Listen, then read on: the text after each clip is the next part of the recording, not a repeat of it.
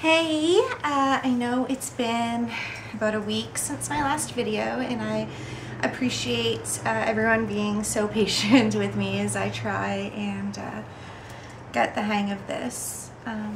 It has been a rough week. The weather's here has been back and forth bananas, and it's definitely put me out of commission for a bit, but I'm back.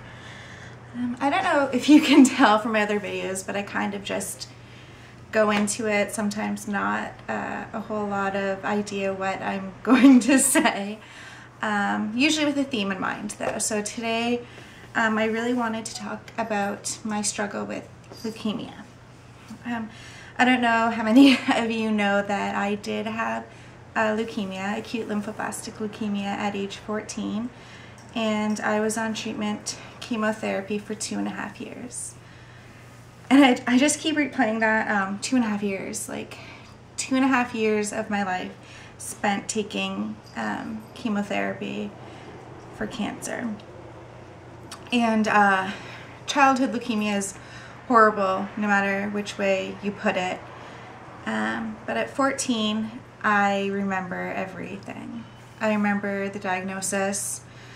I remember driving out, so I remember my symptoms. My symptoms were just so tired, kind of like the tired that I am now, which is kind of concerning at times, but just absolutely exhausted. If I was walking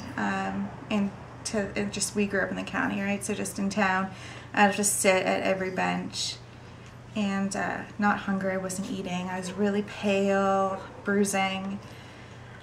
So I remember going to the doctor a bunch to try and figure out what was wrong, and I remember the doctor calling my mom, and my mom telling me that we had to come up to, it's a 2-hour drive from where I grew up to where I had my treatment, which is actually where I live now. So I remember the drive. I remember stopping to get batteries for my Walkman or CD player, like the little headphone Discman.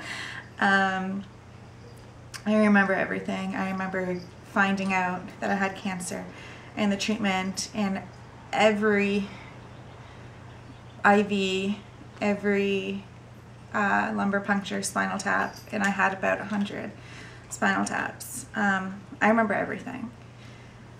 So yeah, 2.5 years of that. Yes, I did lose my hair. Yes, it grew back differently. I had straight blonde hair my whole life, and when it grew back really curly, almost like an afro, and this like mousy grayish color. I missed my whole first year of high school, and I was homeschooled. I had wonderful teachers come to my house. It changed my life, and from then on I was a cancer kid, and then it was a huge shift from being the cancer kid to not being the cancer kid to not being sick again, and now actually being on some of the medication that I was on when I had leukemia. It's really mind-blowing, but I brought like a show and tell for you. I know that some of my Spoonie friends have these. They're warrior beads. So I was 14, so this was actually 14 years ago, almost 15 years ago since my diagnosis. And so that's how long I've had these, and I have them everywhere. This is just one of them.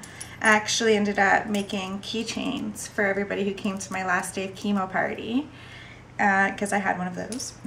And so everyone got to share in my beads. So each one of these silver ones is a lumbar puncture spinal tap, and there's a bunch of them on here. All of the white ones are for pokes, like every time I got my blood taken. The yellow ones are chemo, so this is basically when I started chemo, and then chemo again, then chemo again, so it's just a bunch. These little bony ones are for every time I had a bone marrow biopsy. I never needed a bone marrow transplant, thank goodness. There's another one, and then this was like an angel wing that I had made.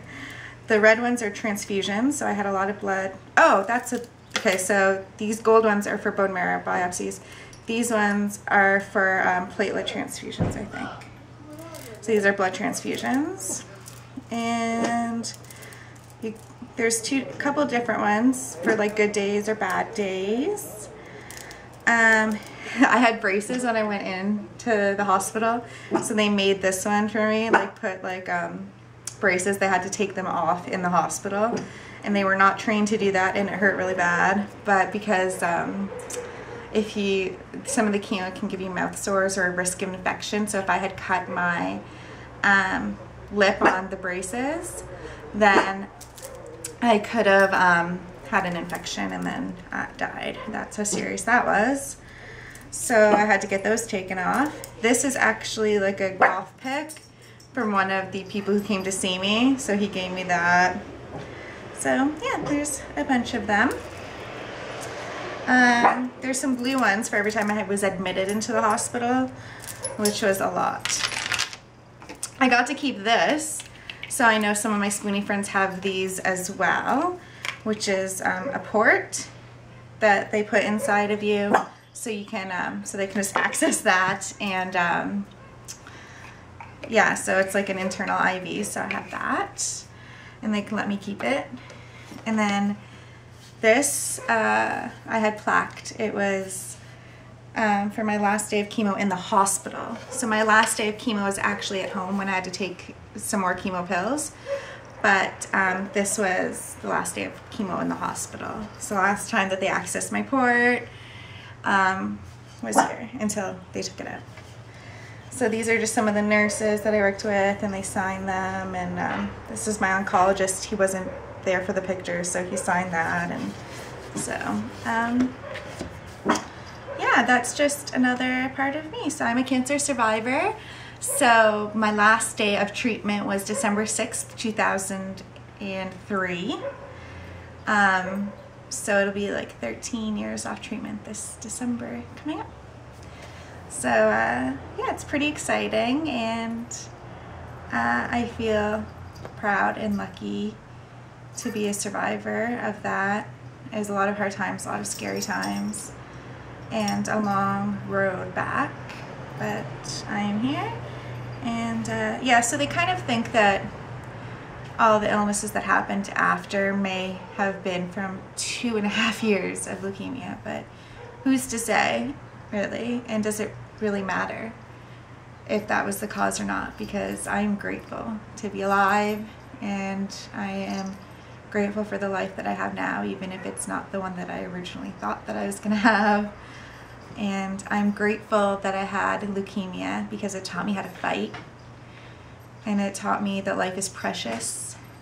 And I've seen some of my friends pass away while I was in the hospital, and I'm still alive, so I have to make the most out of being alive and live a good life, because I'm here to live it. So yay! Thanks for watching, and I'll chat soon. Bye.